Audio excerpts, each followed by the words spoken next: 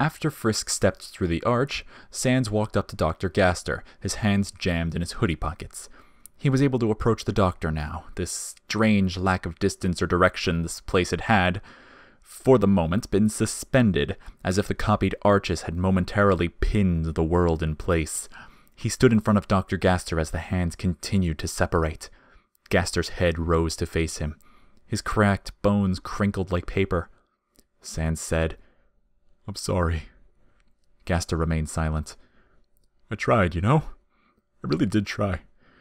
Even took a crack at getting that one machine of yours running, the phase distorter or whatever you called it. I kept telling myself that if I just quit earlier, or tried harder to talk you out of it, or, even if I had decided to call you up for dinner, at that moment things might have turned out different." His pupils went dark. "But then the reset started, and I wasn't making any progress, and yeah, I just lost motivation." He sighed. "Papyrus kept my spirits up. You know the way he is. But I really did want to see you again." He felt a prickle at the corner of his eye socket, and reached up to touch it. His fingers came away wet. "Oh, well, that's just embarrassing." "I saw you." Gaster's voice had become very faint. "Wherever and whenever I could." "So that means you got to see me give up, huh? Ouch." He stared at his slippers. "I must have looked like one sorry excuse for a brother." No. With one of his last remaining hands, Gaster palmed the top of Sans's head like a basketball, gently raised it up. "I saw the happiness you sowed, the smiles that grew from your smile." The fingers clutching Sans's head broke away, lifted off. "Your family, your friends, you were kind to them, despite everything, and I am proud." Sans chuckled at that. Then his laughter hoarsened and broke. His chest heaved inside his hoodie. He covered his eyes with his sleeve. The fabric rapidly started to darken. "Jeez, how sappy can you get?" He gulped in air, sobbed it out. You're killing me here, man." "There is no shame in grief. Regret clings to us all." The last of Gaster's extra limbs broke away. "But we must persevere. Sans, cry your tears, then laugh and remember me, now and again." Sans snuffled and rubbed his face hard enough to give his skull a good polish. When he lowered his sleeve again, the corners of his sockets were still dribbling, but his perpetual smile looked genuine enough. "Giving me homework now, huh? But I think I can manage that." With agonizing effort, Dr. Gaster lifted his own arm. Chips of bone fell away from him like dust. The cracks in his skull had begun to grow wider. He offered his hand. "Goodbye, dear brother of mine." "Yeah." Sans reached out. "Safe travels, WD." He took Gaster's hand in his own. Sans's eye sockets widened.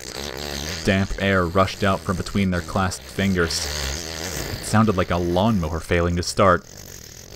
There was no way to stop this madness. Gaster's arm disintegrated. The whoopee cushion flopped onto the ground between them. Ha. Ha. Sans remained frozen in place as the last of Dr. Gaster crumbled, his lab coat floating away in tatters, his bones drifting off in specks. Finally, only his head was left, tilted slightly up so that, with the thin crescent of his mouth, it looked like he was enjoying a hearty laugh. "That's always funny." Then it split along its seams, 1, 2, 3, and disappeared. Long before, Even before he had relocated a new home, King Asgore had insisted that the capital's throne room would also serve as a garden. This served two purposes. It allowed his subjects something nice to look at when they came to see their king and queen, and it meant that he would never have to go far when he wanted to do some gardening, which was always. The search for an ideal spot had been exhaustive. It would have been fair to say that the entirety of the capital grew from the selection and placement of this single room in the castle. The ceiling was veined with cracks and seams of quartz that caught vestiges of light from the surface, filtered them, magnified them. It was one of the few places in the entire underground where a monster could feel the sun on their face. Now the throne room lay pale and cold. The sun had set a long time ago. The stones in the ceiling took in the dim light from the moon and stars, and laid it down in milky pools across the plants that grew thick around the twin thrones. There was no smell of sweet lemons. None of the flowers here were gold. But the air was fragrant all the same. A rustling emerged from behind the thrones, then a small figure bent double, carrying some kind of load on its back. It limped onto one of those murky spotlights, then tried to take another step, but its feet refused to move. I guess this is as far as we go. Asriel shuddered, bent further. The child he carried on his back slid off and fell face down into the dirt. He cried out and knelt over the body, palms out in apology. Sorry, I didn't mean to drop you like that. Let me just... He struggled to turn the child over, then slumped. No, that's not happening.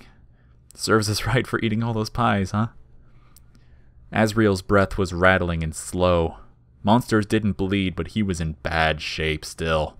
His fangs were chipped, his clothes were torn, one eye was swollen shut, and one ear had been sliced nearly in half. But he tried to smile anyway. I guess Mom and Dad must have run off looking for me. I bet they've covered half the kingdom by now. He looked down at his hands. I'm glad they're not here. It'd be kind of tough explaining things to them now. Asriel reached over and patted the child's back. The two of them wore matching shirts. Why were you so angry at those people anyway? They must have liked you a lot, otherwise they wouldn't have been so mad at me, right? His latest breath gave way to a coughing fit. He felt like he was hacking up dust. Even then, they seemed more scared than anything. He massaged his chest.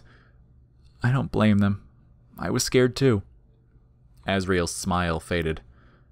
It's okay if you don't want to talk. He bowed his head. I really messed up, didn't I? The wind hummed tunelessly through the cracks overhead. You know, I actually don't feel that bad, just kind of numb. He patted the child again. Maybe if I just rest a little while, Mom and Dad'll come back. Then we can... His expression turned uncertain. He leaned in close to the child. On that green and yellow shirt where Asriel's hand had lain, he saw smudges of gray dust. Asriel looked at his hand. Dust ran off in rivulets. And then all at once, his hand disintegrated. Asriel began to hyperventilate, his face racked with horror. He grabbed his arm in an attempt to hold it together and felt it dissolve under his grip. Sobs shook his tiny frame, shaking more dust off his skin. What did I do wrong? He cried. I wanted to be a good friend. Why is this happening to me? His other hand went. His knee collapsed. Asriel found himself off balance, his body sifting into the soil beneath. I'm scared. I don't want to die. Mom, Dad, anyone, please! Asriel turned his crumbling, tear-streaked face skyward. Help me. But nobody came. Frisk's hands reached out of the dark. He rushed to embrace Asriel and seized only dust. The last of his body collapsed in Frisk's arms. He frantically beat dust off his clothes, his breath hitching in his throat. Then he saw it. A shining ivory light where Asriel's heart had been, quivering in the exposed air, ready to shatter any second. Frisk cupped it in his palms. He held it to his chest. He felt heat pass into him, like lighting a candle in his breastbone. For a minute he felt the soul shaking beside his heart. Then, little by little, it calmed down, and the sensation faded. But the warmth remained. Frisk gently rubbed his chest. He felt tears prickle at the corner of his eyes. Then he looked up and saw the second light.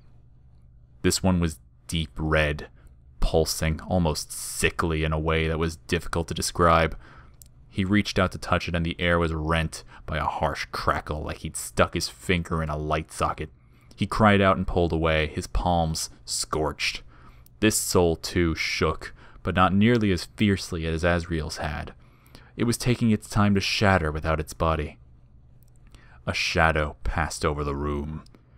It only took a few seconds, as if on the surface overhead a cloud had blown under the moon.